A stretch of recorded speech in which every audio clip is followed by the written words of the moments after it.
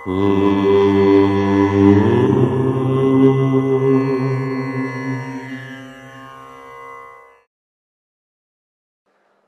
గణేశ శారదా దత్తాత్రేయ సద్గురు పరబ్రహ్మణే నమః. స్వధర్మ ప్రేక్షకులకు క్రోధినామ సంవత్సర శుభాకాంక్షలు. మీనరాశి వారికి ప్రత్యేకంగా ఇప్పుడు చెబుతూ, మీనరాశి వారికి క్రోధినామ సంవత్సరం ఎలా ఉండబోతోంది, ఎటువంటి జాగ్రత్తలు తీసుకోవాలి, ఈ సంవత్సర ఫలితాంశములు ఏమిటి మొదలైనటువంటి విషయములను ఇప్పుడు జాగ్రత్తగా చూద్దాము. మీనరాశి ఉత్పూర్వభాద్ర 4వ పాదం, ఉత్తరాభాద్ర 4 పాదాలు, రేవతి 4 పాదాలు కలిస్తే మీనరాశి. మీనరాశి వారికి ఆదాయం 11, వ్యయం 5, రాజ్యపూజ్యం 2, అవమానం 4. మీనరాశి వారికి ఈ సంవత్సరము గ్రహ సంచారం ఎలా ఉండబోతోంది? గురువు ఈ సంవత్సరం ఉగాది నుంచి మీనరాశి వారికి మే 1వ తేదీ వరకు మేషరాశిలో ద్వితీయ స్థానంలో శుభాన్ని ఇవ్వటం వల్ల కొంత బాగుంటుంది. మే నెల 2వ తేదీ నుంచి సంవత్సరం చివరి వరకు వృషభ రాశిలో 3వ స్థానంలో సాధారణ శుభుడు కావటం చేత కూడా పర్వాలేదన్నట్టుగానే కొనసాగుతుంది. శనైశ్చరుడు ఈ సంవత్సరం ఉగాది నుండి సంవత్సరం చివరి వరకు కుంభరాశిలో వ్యయస్థానం 12వ స్థానంలో ఉండటం వల్ల అపకీర్తి రాకుండా జాగ్రత్త పడండి. రాహువు ఈ సంవత్సరం ఉగాది నుంచి సంవత్సరం చివరి దాకా మీనరాశిలో 1వ స్థానంలో సాధారణ శుభుడు కావటం చేత విదేశీ ప్రయత్నములు సిద్ధించవచ్చు. కేతువు ఈ సంవత్సరం ఉగాది నుంచి సంవత్సరం చివరి వరకు కన్యా రాశిలో 7వ స్థానంలో సాధారణ శుభుడు కావటం చేత కొంత గట్టి ప్రయత్నములు చేస్తే కార్యసిద్ధి కలుగుతుంది అని తెలుసుకుంటూ, మీనరాశి వారి యొక్క అదృష్ట సంఖ్య 3, ఆది, సోమ, గురువారాలు మీనరాశి వారికి అద్భుతంగా ఉండబోతున్నాయి. మరి మీనరాశి వారికి ఈ సంవత్సరం ఎలా ఉంది అంటే, ఈ క్రోధినామ సంవత్సరం మీకు శుభాశుభముల మిశ్రమము అని చెప్పవచ్చు. ఏలిననాటి శని దోషం ఉన్నప్పటికీ కొంత గురుబలం అనేటువంటిది మీకు పర్వాలేదు అన్నట్టుగా ముందుకు తీసుకుని వెళ్తుంది. ఆర్థికపరమైనటువంటి జాగ్రత్తలకు ప్రాధాన్యత ఇవ్వాలి. ఎందుకంటే అనవసరపు ఖర్చులు మీకు పెట్టేట్టుగా ఉంటాయి. పరిష్కారము దొరకని సమస్యలు మానసిక అశాంతిని మీకు చాలా కలిగింపచేస్తాయి. వృత్తిపరంగా, ఉద్యోగపరంగా విపరీతమైనటువంటి శ్రమ పెరుగుతుంది. విద్యార్థులు కఠోరమైనటువంటి శ్రమ చేతనే అద్భుతమైనటువంటి ఫలితాలు సాధిస్తారు. కాబట్టి మీనరాశి వారు ఈ సంవత్సరము తగు జాగ్రత్తలతో, దైవారాధనతో ముందుకు వెళ్ళవలసిందిగా సూచన చెబుతూ, మీనరాశి వారికి ఈ సంవత్సరము కొంత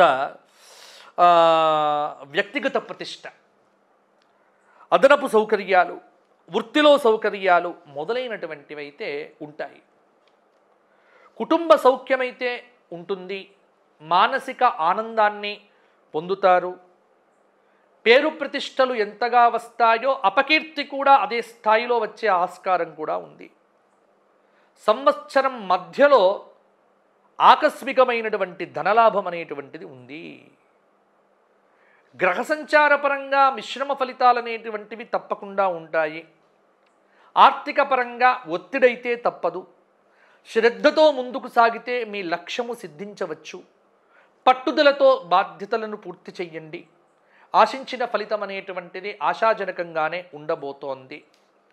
అలాగే సమాజంలో పేరు ప్రతిష్టలను పెంచుకోవటానికి రాజకీయ నాయకులు వినూత్నమైనటువంటి వేషాలు వేస్తారు. నూతన ఉత్సాహంతో కొత్త పనులనైతే ప్రారంభం చేస్తారు. వ్యక్తిగత సామర్థ్యాన్ని పెంచుకుంటారు. ఆత్మీయుల యొక్క కలయిక, స్త్రీలకు విలువైనటువంటి వస్తువులు బహుమతులుగా వస్తాయి. వృత్తిపరంగా, ఉద్యోగపరంగా ఆశించిన విధంగానే అభివృద్ధి అయితే ఉంటుంది. కానీ ఎక్కడో ఒక చోట మానసికంగా మాత్రం కొంత అశాంతి తప్పకుండా ఉంటుంది. అనారోగ్య బాధలు స్వల్పంగా ఉండటము, ప్రయాణాలు చేసేటప్పుడు వ్యయప్రయాసలు తప్పకుండా ఉంటాయి. కలహాలకు దూరంగా ఉండే ప్రయత్నం చేయండి. దూర వ్యక్తుల పరిచయాలు ఏర్పడతాయి. కుటుంబంలో అనుకోకుండా లాభం ఏర్పడే అవకాశం కూడా ఉంటుంది. ఆకస్మిక ధన నష్టం జరగకుండా జాగ్రత్త పడండి. అలాగే వృత్తిపరంగా వ్యాపారపరంగా ఎటువంటి కొత్త కొత్త ప్రయత్నాలైతే చేయకండి. ఆధ్యాత్మిక ప్రసంగాలను శ్రవణం చేస్తారు. కుటుంబ సభ్యులలో ఒకరికి ఉన్నతమైనటువంటి ఉద్యోగం వస్తుంది. విద్యార్థులు కఠోర శ్రమ చేయవలసి వస్తుంది. అలాగే గతంలో నిలిచిపోయినటువంటి ఆస్తి సంబంధమైనటువంటి వ్యవహారములు ఇప్పుడు తుది దశకు చేరుకుంటాయి. వ్యాపారస్తులకు క్రయ విక్రయాల్లో మందకొడిగా ఉండవచ్చు. వ్యవసాయంలో ఉన్నటువంటి వారికి పంటలు పర్వాలేదన్నట్టుగానే ఉంటాయి. అలాగే ముఖ్యంగా కొంత రహస్య జీవనం, అసాంఘిక కార్యక్రమాలపైన అభిరుచి మొదలైనటువంటివి కూడా పెరిగే ఆస్కారం కూడా ఉంటుంది. కాబట్టి అటువంటివి లేకుండా జాగ్రత్త పడండి. అన్నదమ్ములతో గొడవలు, శత్రుత్వము, చివరికి ఓడిపోవటము, చర్మ వ్యాధులు, మానసిక అశాంతి, వడ్డీ వ్యాపారంలో ఎదురు దెబ్బలు మొదలైనటువంటి ఫలితాలు కూడా మిమ్మల్ని ఇబ్బంది పెట్టవచ్చు. దూర ప్రాంతాలకు బదిలీలు కావటం కూడా కుటుంబ సభ్యులకు దూరం కావడం జరుగుతుంది. గతంలో పోయినటువంటి వస్తువుల పట్ల ఆలోచనలు పెరుగుతాయి. నూతన వస్తువులను మాత్రం జాగ్రత్తగా కాపాడుకోవటం మంచిది. అలాగే ఇంట్లో కొంత మీ ప్రవర్తన వల్ల గొడవలు రాకుండా జాగ్రత్త పడండి. మీ సంతానానికి కూడా కొంత మంచి ఫలితాలు కలుగుతాయి. అలాగే రోగాల నుంచి ఉపశమనం కలిగించే దిశగా ఆహారం కానీ, విహారం కానీ, నిద్ర కానీ తగినంతగా సమకూర్చుకోవలసిందిగా మీకు ప్రధానంగా సూచించడం జరుగుతోంది. అలాగే భూమి అభివృద్ధి కోసం కృషి చేస్తారు. రుణాల పెట్టుబడులకు వ్యాపారంలో అవకాశం అనేటువంటిది ఉంది. న్యాయపరమైనటువంటి అంశాలలో శత్రువులపై విజయాలు కూడా సాధిస్తారు.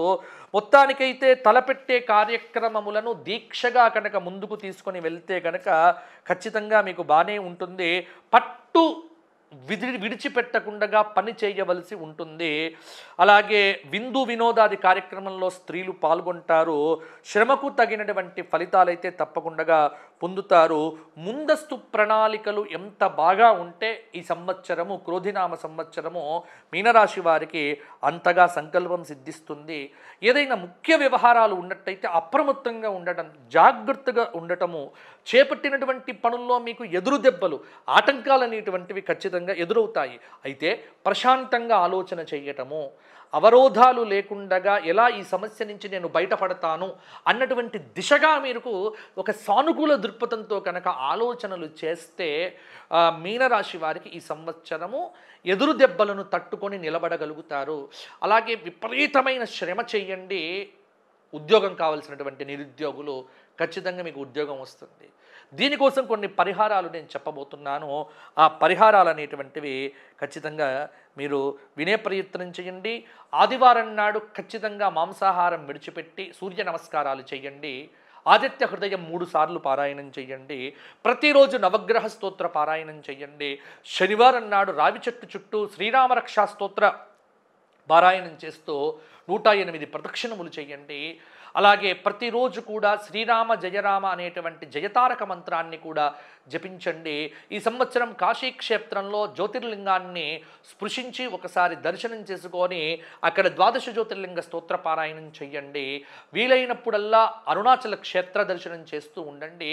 దీనివల్ల మీకు అద్భుతమైనటువంటి ఫలితాలు కొంత సానుకూలంగా కూడా కలుగుతాయి. ఇంకా ఎవరికైనా వ్యక్తిగత జాతకం చెప్పించుకోవాలి అనుకునేటువంటి వ్యక్తులు ఎవరైనా మీనరాశిలో ఉన్నట్టయితే వారు కింద కనిపిస్తున్న నెంబర్కు ఫోన్ చేసి నన్ను సంప్రదిస్తే వ్యక్తిగతంగా మీకు జ్యోతిష్యం అనేటువంటిది చెప్పడం జరుగుతుంది. దానికి తప్పకుండా అపాయింట్మెంట్ తీసుకుంటేనే చెప్పడం జరుగుతుంది. మీ మీనరాశి వారందరికీ కూడా క్రోధినామ సంవత్సరం బాగుండాలి అని కోరుకుంటూ మీ ఆశయాలన్నీ కూడా ఈ సంవత్సరం నెరవేరాలి అని మా ధర్మపురి లక్ష్మీ నరసింహస్వామి వారిని కూడా ప్రార్థన చేస్తూ జై శ్రీరామ్. లోకా సమస్తాః సుఖినో భవంతు.